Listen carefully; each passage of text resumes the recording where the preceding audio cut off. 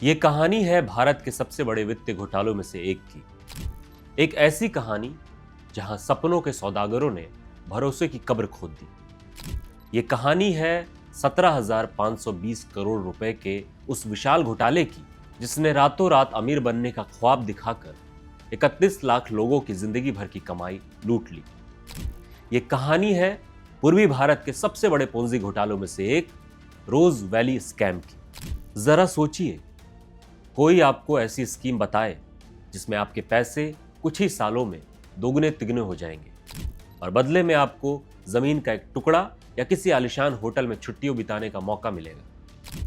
यह वादा इतना लुभावना था कि पश्चिम बंगाल, असम, त्रिपुरा और उड़ीसा के लाखों गरीब और मध्यम वर्गीय परिवारों ने अपनी मेहनत की कमाई इसमें झोंक दी। उन्हें लगा कि ये उनके सुनहरे भविष्य का टिकट है, लेकिन ये एक ऐसा जाल था जिसे बड़ी ही चालाकी से बुना गया था और इस जाल का मास्टरमाइंड था गौतम कुंडू। ये कहानी है गौतम कुंडू के साधारण शुरुआत से एक विशाल साम्राज्य बनाने की, उसके बुने माया जाल की और फिर कानून के शिकंजे में उसके पतन की।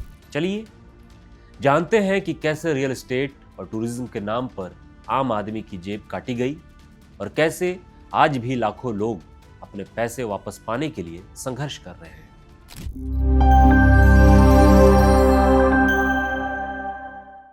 हर बड़ी कहानी की तरह इस कहानी की शुरुआत भी बहुत साधारण थी। गौतम कुंडू ने 1990 के दशक के अंत में रोज वैली ग्रुप की नींव रखी। शुरुआत में ये एक छोटी चिट फंड कंपनी थी, लेकिन कुंडू के इरादे बहुत बड़े थे। उसने देखा कि पूर्वी भारत के छोटे शहरों और गांवों में वित्तीय साक्षरता की कमी है और लोग ज्यादा रिटर्न देने वाली योजनाओं की तरफ आसानी से खींचे चले आते हैं। शारदा ग्रुप जैसे दूसरे चिटफंड घोटालों की सफलता को देखते हुए कुंडू ने उसी मॉडल को और भी बड़े और शातिर तरीके से लागू करने का फैसला किया। उसने दो बेहद आकर्षक योजनाएं लॉन्च की, आशीर्वाद स्कीम और हॉलिडे मेंबरशिप स्कीम। इन योजनाओं के तहत निवेशकों से वादा किया जाता था कि अगर वो एक निश्चित रकम निवेश करते हैं तो उन्हें या तो मैच्योरिटी पर 18 से 24% जैसी अविश्वसनीय रूप से ऊंची ब्याज दरों के साथ पैसा वापस मिलेगा, या फिर कंपनी उन्हें देश के अलग अलग हिस्सों में जमीन का एक टुकड़ा देगी। जो लोग जमीन नहीं चाहते थे उनके लिए एक और विकल्प था, रोज वैली के होटलों में छुट्टियां बिताने का टाइम शेयर प्लान। यह मॉडल किसी जादू की तरह काम कर रहा था। रोज वैली ने एक विशाल एजेंट नेटवर्क बनाया जिसमें लाखों एजेंट शामिल थे। इन एजेंटों को भारी कमीशन का लालच दिया गया, जिसके कारण उन्होंने अपने दोस्तों, रिश्तेदारों और पड़ोसियों को भी इस स्कीम में निवेश करने के लिए मना लिया। लोगों ने अपनी बेटियों की शादी, बच्चों की पढ़ाई और अपने बुढ़ापे के लिए बचाकर रखी गई जमा पूंजी को रोज वैली में लगा दिया। इस पैसे का इस्तेमाल गौतम कुंडू ने बहुत बड़ा साम्राज्य खड़ा करने में किया। उसने रियल एस्टेट, मीडिया, ज्वेलरी और होटल व्यवसाय में जमकर निवेश किया। एक समय पर रोज वैली ग्रुप के पास देश भर में कई होटल, रिसोर्ट और जमीनें थी। टीवी चैनलों पर रोज वैली के विज्ञापन आते थे। बड़े बड़े फिल्म स्टार्स और क्रिकेटर्स उसके कार्यक्रमों में शामिल होते थे। इन सब ने कंपनी के चारों ओर एक विश्वसनीयता और ग्लैमर का एक ऐसा पर्दा डाल दिया कि किसी को शक ही नहीं हुआ कि इस चमक दमक के पीछे एक गहरा अंधेरा छिपा है। लोगों को लगा कि जिस कंपनी के इतने बड़े बड़े प्रोजेक्ट चल रहे हैं वो भला कैसे डूब सकती है। यही भरोसा उनकी सबसे बड़ी भूल साबित होने वाला था।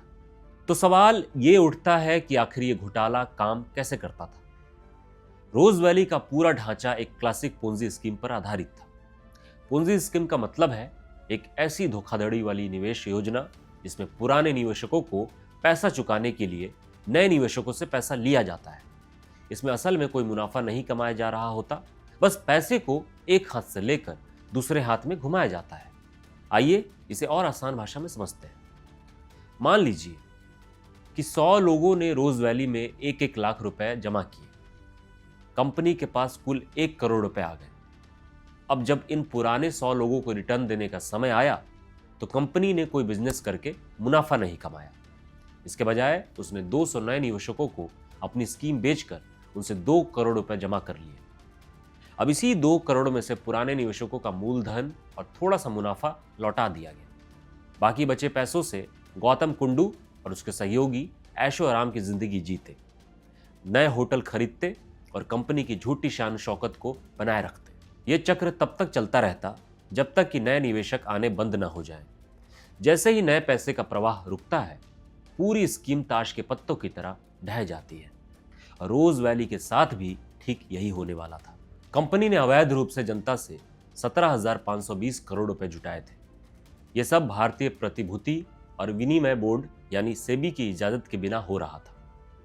कानून के मुताबिक अगर कोई भी स्कीम 50 से ज्यादा लोगों से पैसा इकट्ठा करती है तो उसे कलेक्टिव इन्वेस्टमेंट स्कीम CIS माना जाता है और इसके लिए सेबी से रजिस्ट्रेशन कराना अनिवार्य होता है। लेकिन रोज वैली ने इन नियमों की खुलेआम धज्जियां उड़ाई। कंपनी ने अपनी धोखाधड़ी को छिपाने के लिए 200 से ज्यादा शेल कंपनियां यानी सिर्फ कागजों पर चलने वाली कंपनियां बना रखी थी। निवेशकों से जमा किया गया पैसा इन कंपनियों के जाल में इस तरह घुमाया जाता था कि उसका असली स्रोत पता लगाना लगभग नामुमकिन हो जाए। लोगों को जो जमीन और होटल टाइम शेयर का वादा किया गया था वो भी ज्यादातर मामलों में झूठा था। या तो जमीनें थी ही नहीं या फिर एक ही जमीन के कागजात कई कई लोगों को बेच दिए गए थे। ये एक ऐसा मकड़ जाल था जिसमें एक बार फंसने के बाद बाहर निकलना नामुमकिन था। हर झूठ की एक उम्र होती है और रोज वैली के झूठ की उम्र भी अब पूरी होने वाली थी। साल 2012-13 के आसपास इस विशाल साम्राज्य में पहली दरारें दिखाई देने लगी। पश्चिम बंगाल में शारदा चिट फंड घोटाला सामने आ चुका था जिसने पूरे देश को हिलाकर रख दिया था। शारदा घोटाले के बाद सेबी और दूसरी जांच एजेंसियां इस तरह की सभी योजनाओं पर पैनी नजर रखने लगी। सेबी ने अपनी जांच में पाया कि रोज वैली भी शारदा की तरह ही एक अवैध कलेक्टिव इन्वेस्टमेंट स्कीम चला रही थी। सेबी ने तुरंत कार्रवाई करते हुए रोज वैली ग्रुप को आदेश दिया कि वह फौरन नए निवेशकों से पैसा लेना बंद करे और 15% ब्याज के साथ सभी निवेशकों का पैसा लौटाए। ये रोज वैली के ताबूत में पहली कील थी। जैसे ही नए निवेशकों से पैसा आना बंद हुआ, कंपनी का कैश फ्लो पूरी तरह से ठप हो गया। अब पुराने निवेशकों को उनका पैसा लौटाना नामुमकिन हो गया था। पेमेंट में देरी होने लगी और फिर धीरे धीरे पेमेंट पूरी तरह से बंद हो गई। जिन एजेंटों ने कभी बड़े बड़े वादे करके लोगों से निवेश करवाया था, अब वही लोग निवेशकों के गुस्से का शिकार हो रहे थे। रोज वैली के दफ्तरों के बाहर लोगों की भीड़ जमा होने लगी और विरोध प्रदर्शन शुरू हो गए। जिन लोगों ने अपनी जिंदगी की सारी कमाई इस उम्मीद में लगा दी थी कि उनका भविष्य सुरक्षित रहेगा, उनके सारे सपने एक झटके में टूटकर बिखर गए। ये घोटाला अब सिर्फ एक वित्तीय धोखाधड़ी नहीं बल्कि एक मानवीय त्रासदी बन चुका था। जब घोटाला पूरी तरह से सामने आ गया तो देश की सबसे बड़ी जांच एजेंसियां हरकत में आई। 2014 में प्रवर्तन निदेशालय ED और केंद्रीय जांच ब्यूरो CBI ने इस मामले की जांच अपने हाथ में ले ली। जांच जैसे जैसे आगे बढ़ी, घोटाले की परतें खुलती चली गई और जो सच सामने आया वो किसी के भी होश उड़ाने के लिए काफी था। जांच में यह भी आरोप लगे कि इस घोटाले के तार सत्ता के गलियारों तक जुड़े हुए थे। उस समय पश्चिम बंगाल में सत्तारूढ़ तृणमूल कांग्रेस TMC के कई बड़े नेताओं पर रोज वैली ग्रुप से फायदा उठाने के आरोप लगे। मीडिया रिपोर्ट्स में दावा किया गया कि गौतम कुंडू ने राजनीतिक संरक्षण हासिल करने के लिए कई प्रभावशाली लोगों को करोड़ों रुपए दिए। TMC के कुछ सांसदों को तो इस मामले में गिरफ्तार भी किया गया।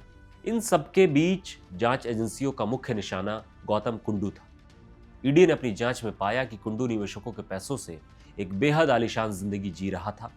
उसने करोड़ों की संपत्तियां, लग्जरी गाड़ियां और भी बहुत कुछ खरीद रखा था। आखिरकार मार्च 2015 में कानून के लंबे हाथों ने गौतम कुंडू को उसकी गिरेबान से पकड़ लिया। ED ने उसे मनी लॉन्ड्रिंग के आरोप में गिरफ्तार कर लिया।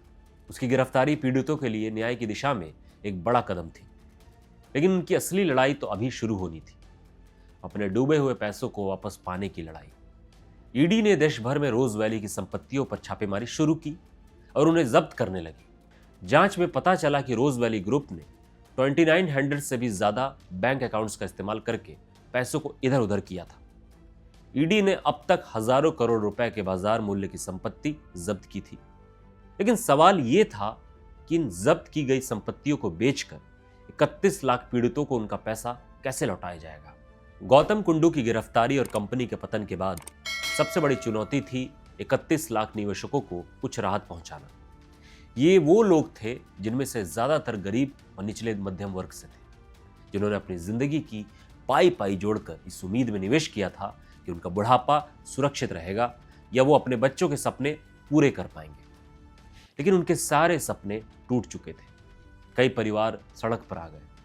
इस मानवीय संकट को देखते हुए कलकत्ता हाई कोर्ट ने 15 मई 2015 को एक ऐतिहासिक कदम उठाया।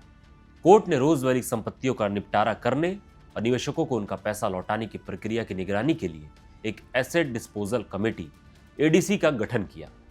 इस कमेटी का अध्यक्ष रिटायर्ड जस्टिस दिलीप कुमार सेठ को बनाया गया। ईडी को भी इस कमेटी का सदस्य बनाया गया ताकि जब्त की गई संपत्तियों की नीलामी और पैसों के वितरण में तेजी लाई जा सके। यह एक बहुत ही जटिल और लंबी प्रक्रिया थी। सबसे पहले सभी 31 लाख पीड़ितों की पहचान करना और उनके दावों को वेरीफाई करना एक पहाड़ जैसा काम था। इसके लिए roseValleyADC.com नामक से एक वेबसाइट बनाई गई, जहां निवेशक अपने दस्तावेज अपलोड करके अपना दावा पेश कर सकते थे। पीड़ितों का इंतजार बहुत लंबा था। सालों तक उन्हें यह भी नहीं पता था कि उन्हें उनका पैसा कभी वापस मिलेगा भी या नहीं। कई लोगों ने तो उम्मीद ही छोड़ दी थी। वो न्याय के लिए सड़कों पर उतरे, प्रदर्शन किए, लेकिन उनकी आवाज फाइलों और कानूनी प्रक्रिया के बोझ तले दबी रह गई। लेकिन पर्दे के पीछे एसेट डिस्पोजल कमेटी और ईडी अपना काम कर रही थी। वो एक एक करके संपत्तियों की पहचान कर रहे थे, कानूनी अड़चनों को दूर कर रहे थे और नीलामी की तैयारी कर रहे थे। हर कोई बस उस दिन का इंतजार कर रहा था जब पीड़ितों को बैंक खातों में उनका कुछ पैसा आना शुरू होगा। सालों के लंबे और दर्दनाक इंतजार के बाद आखिरकार पीड़ितों के लिए उम्मीद की एक किरण दिखाई दी। एडीसी और ईडी के अथक प्रयासों से निवेशकों को उनका पैसा लौटाने की प्रक्रिया शुरू हुई। यह प्रक्रिया भले ही धीमी है, लेकिन ये उन लाखों लोगों के लिए एक बड़ी राहत है जिन्होंने अपना सब कुछ खो दिया था। आइए आंकड़ों पर नजर डालते हैं कि अब तक क्या हुआ है। ईडी ने अपनी जांच के दौरान रोज वैली के 2987 बैंक खातों से जब्त किए गए 515.31 करोड़ रुपए एसेट डिस्पोजल कमेटी को सौंपे हैं, ताकि लगभग 7.5 लाख छोटे निवेशकों को उनका पैसा लौटाया जा सके। यह उस घोटाले में अब तक की सबसे बड़ी रिकवरी और वापसी की प्रक्रिया में से एक है। यह प्रक्रिया कई चरणों में चल रही है। उदाहरण के लिए अक्टूबर 2024 में पहले चरण में 7,346 पीड़ितों को 5.1 करोड़ रुपए लौटाए गए। इसके बाद भी कई चरणों में हजारों पीड़ितों तक पैसा पहुंचाया गया। हाल ही में मार्च 2025 में उड़ीसा की एक विशेष अदालत ने ईडी द्वारा कुर्क किए गए लगभग 450 करोड़ रुपए को भी निवेशकों को लौटाने का आदेश दिया, जिससे इस प्रक्रिया में और तेजी आने की उम्मीद है। हालांकि यह समझना जरूरी है कि यह रास्ता अभी भी बहुत लंबा है। घोटाले की कुल रकम 17,520 करोड़ रुपए थी और जो पैसा अभी तक लौटाया गया है वो उसका एक छोटा सा हिस्सा है। कई निवेशकों को शायद उनके निवेश की पूरी रकम कभी वापस ना मिले, लेकिन यह प्रक्रिया इस बात का प्रतीक है कि अगर कानूनी और जांच एजेंसियां मिलकर काम करें तो बड़े से बड़े घोटाले के पीड़ितों को भी न्याय दिलाया जा सकता है। एडीसी और ईडी अभी भी बाकी संपत्तियों की नीलामी करने और ज्यादा से ज्यादा पैसे वसूलने के लिए काम कर रही है। जिन निवेशकों ने अभी तक अपना दावा दर्ज नहीं कराया है, उनसे अपील की जा रही है कि वो जल्द से जल्द roseValleyADC.com पोर्टल पर अपने दस्तावेज जमा करें। ये लड़ाई लंबी और थका देने वाली है, लेकिन हर एक रुपया जो एक पीड़ित के खाते में वापस आता है वो न्याय की एक छोटी सी जीत है। रोज वैली घोटाला सिर्फ आंकड़ों की कहानी नहीं है, ये लालच, धोखे और टूटे हुए भरोसे की कहानी है। ये कहानी हमें सिखाती है कि कैसे कुछ चालाक लोग आम आदमी के सपनों को बेचकर अपना साम्राज्य खड़ा कर लेते हैं। इसने 31 लाख परिवारों को प्रभावित किया और उनकी जिंदगी भर की बचत को एक झटके में खत्म कर दिया। ईडी, सीबीआई और न्यायपालिका के अथक प्रयासों ने न केवल इस घोटाले के सरगना को सलाखों के पीछे पहुंचाया, बल्कि आज वो पीड़ितों को उनके पैसे लौटाने का मुश्किल काम भी कर रहे हैं। यह घोटाला हम सभी के लिए एक बड़ी चेतावनी है। यह हमें याद दिलाता है कि रातों रात अमीर बनने वाली कोई भी स्कीम एक धोखा हो सकती है। किसी भी योजना में निवेश करने से पहले हमेशा ये जांच लें कि क्या वो सेबी जैसी सरकारी संस्था द्वारा रेगुलेटेड है या नहीं। अपनी मेहनत की कमाई को किसी के झूठे वादों पर दांव पर ना लगाएं। इस तरह के और भी घोटालों और वित्तीय मामलों पर गहराई से जानकारी के लिए हमारे चैनल को सब्सक्राइब करना ना भूलें और हाँ, हमें कमेंट्स बॉक्स में बताएं आपके अनुसार भारत में इस तरह के घोटाले बार बार क्यों होते हैं। क्या कमी सिस्टम में है या लोगों की जागरूकता में? हम आपके विचारों का इंतजार करेंगे। धन्यवाद।